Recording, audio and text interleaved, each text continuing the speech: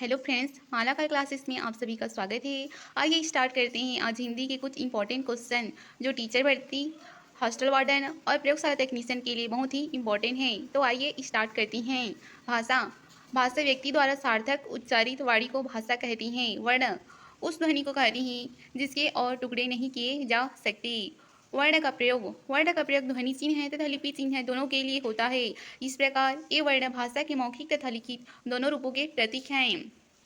अक्षर अक्षर किसी एक ध्वनि या ध्वनि समूह की उच्चारित न्यूनतम इकाई को अक्षर कहते हैं। अक्षर का उच्चारण वायु के एक टुकड़े एक झटके के साथ होता है। वर्णमाला वर्णों के व्यवस्थित समूह को वर्णमाला कहते हैं। स्वर जिन ध्वनियों के उच्चारण के समय हवा बिना किसी रुकावट के मुंह से निकलती है उन्हें स्वर कहते हैं।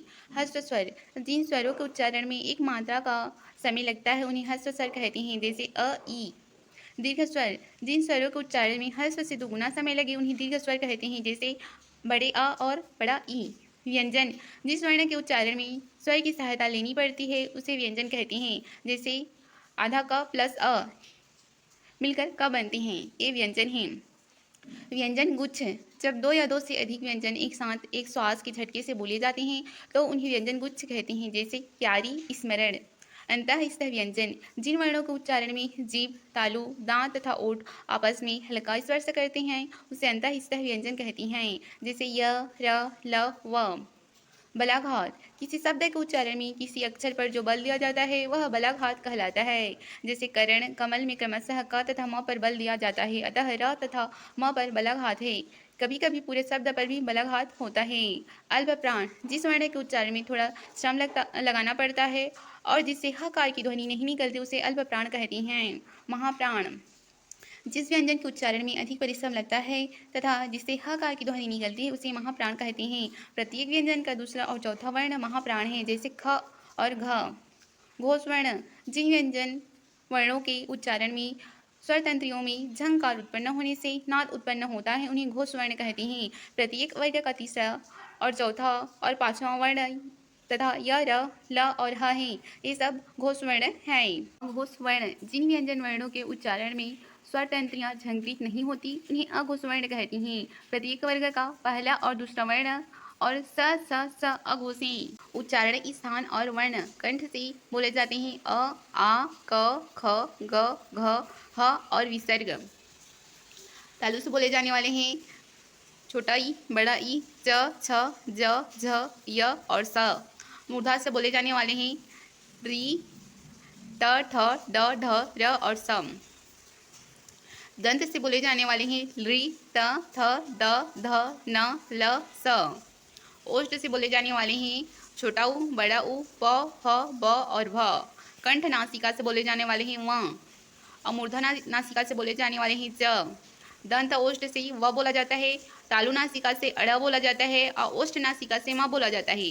नासिका से अनुस्वार बोला जाता है, जब हम अनुस्वार बोलते हैं तो वह नासिका से निकलती है। कंठ ओष्ठ से ओ और अ बोला जाता है और कंठ तालु से ए और ऐ बोला जाता है। ये थी उच्चारण, स्थान और वर्ण। इन सबको आप अच्छे से देख लीजिएगा, यही सब एग्जाम में आने वाली हैं।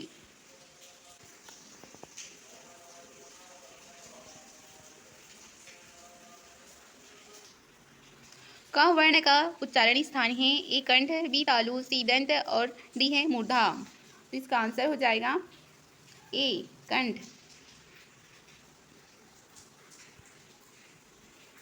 सेकेंड है प का उच्चारण स्थान है ए दंत, बी कंठ, सी ओष्ठ और डी है तालु। तो सेकेंड का आंसर हो जाएगा ओष्ठ।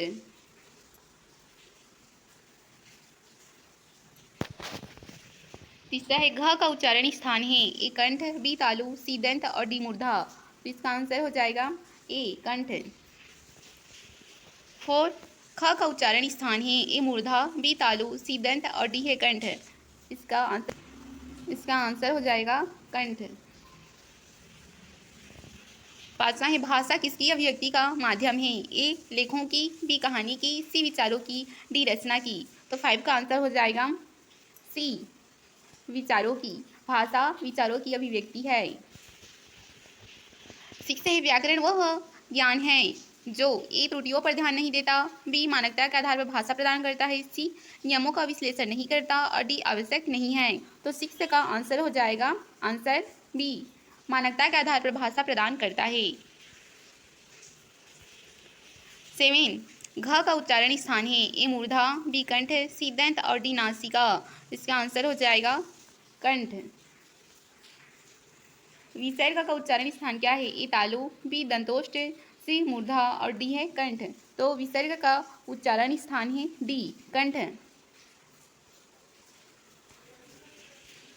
निम्नलिखित में महाप्राण अघोष वर्ण कौन है, जो महाप्राण भी है और अघोष वर्ण भी है, ए च, बी छ, सी घ और डी झ। तो 9 का आंसर हो जाएगा आंसर बी छ। किस वर्ण का उच्चारण स्थान कंठ और ओष्ठ के सहयोग से होता है, ए ओ, बी फ, सी घ, डी ए। तो 13 का आंसर हो जाएगा ए ओ, जो कंठ और ओष्ठ के सहयोग से होता है। 14 है अनुस्वार का उच्चारण स्थान क्या है, ए तालु, बी नासिका, सी मूर्धा, डी कंठ। तो 14 का आंसर हो जाएगा बी नासिका से, नासिका। जिस स्वर के उच्चारण में एक मात्रा लगे उसे किस स्वर के नाम से जाना जाता है, ए दीर्घ स्वर, बी अक्षर, सी व्यंजन और डी ह्रस्व स्वर। तो 15 का आंसर हो जाएगा डी ह्रस्व स्वर। 16 जिस स्वर के उच्चारण में 2 मात्रा लगी उसे किस स्वर के नाम से जाना जाता है, ए दीर्घ स्वर, बी अक्षर, सी व्यंजन और डी ह्रस्व स्वर। तो 16 का आंसर हो जाएगा ए दीर्घ स्वर। जिसमें स्वर के उच्चारण में 2 मात्रा लगते हैं उसे दीर्घ स्वर कहती हैं। व्यक्ति द्वारा सार्थक उच्चारित वाणी को कहते हैं, ए भाषा, बी अक्षर, सी मुहावरा, डी वाक्य। 17 का आंसर हो जाएगा ए।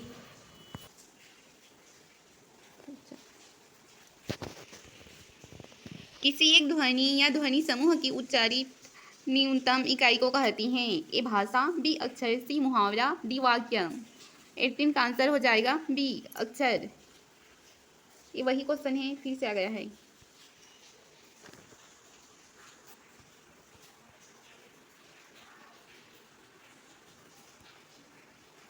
किसी एक ध्वनि या ध्वनि समूह की उच्चारित न्यूनतम इकाई को कहती हैं, ए भाषा, बी अक्षर, सी मुहावरा, डी वाक्य।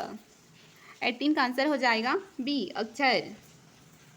जिन ध्वनियों के उच्चारण के समय हवा बिना किसी रुकावट के मुंह से निकलती है उन्हें कहती हैं, ए भाषा, बी अक्षर, सी स्वर, डी व्यंजन।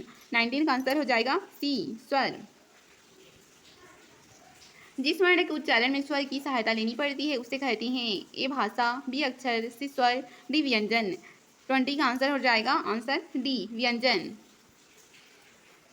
जिन वर्णों के उच्चारण में जीभ, तालु, दांत तथा ओष्ठ आपस में हल्का स्पर्श करते हैं उसे कहते हैं, अंतःस्थ व्यंजन, बी अक्षर, सी स्वर या डी है संयुक्त व्यंजन। तो 21 का आंसर हो जाएगा ए अंतःस्थ व्यंजन। 22 है किसी शब्द के उच्चारण में किसी अक्षर पर जो बल दिया जाता है वह कहलाता है, ए अंतःस्थ व्यंजन, बी अक्षर, सी स्वर, डी बलाघात। 22 का आंसर हो जाएगा डी बलाघात।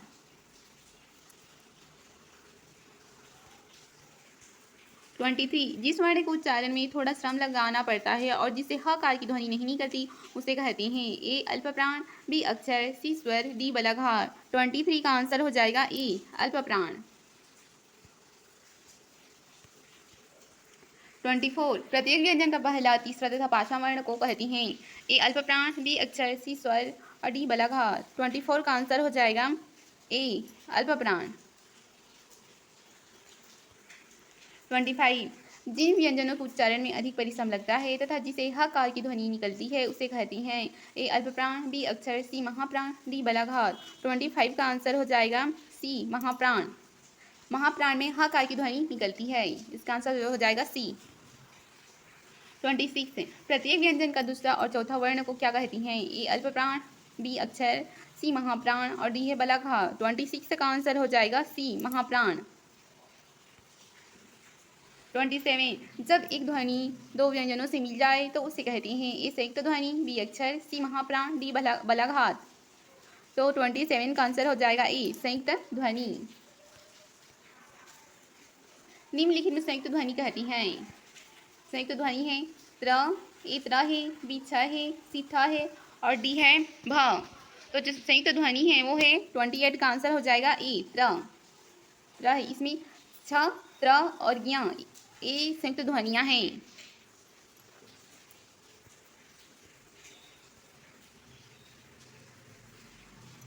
इस शब्द के उच्चारण में जो विराम आता है उसे कहते हैं ए अल्प प्राण, बी संगम, सी महाप्राण, डी है बलाघात। तो जो विराम आता है उसे कहते हैं संगम। बी आंसर हो जाएगा इसका, बी संगम। निम्नलिखित में ऊष्म वर्ण कौन है? ए स, बी छ, सी थ और डी है भ। तो इसका आंसर हो जाएगा स, ए इसका आंसर हो जाएगा। 31 निम्नलिखित में अंतःस्थ कौन है? ए स है, बी छ है, सी व है, डी है भ है। तो 31 का आंसर हो जाएगा। अंतःस्थ व्यंजन में य, र, ल और व आते हैं। तो इसमें क्या दिया है? व। इसका आंसर हो जाएगा सी व। तो ये थी आज की वीडियो पसंद आए तो चैनल को लाइक कीजिएगा, सब्सक्राइब कीजिएगा। धन्यवाद।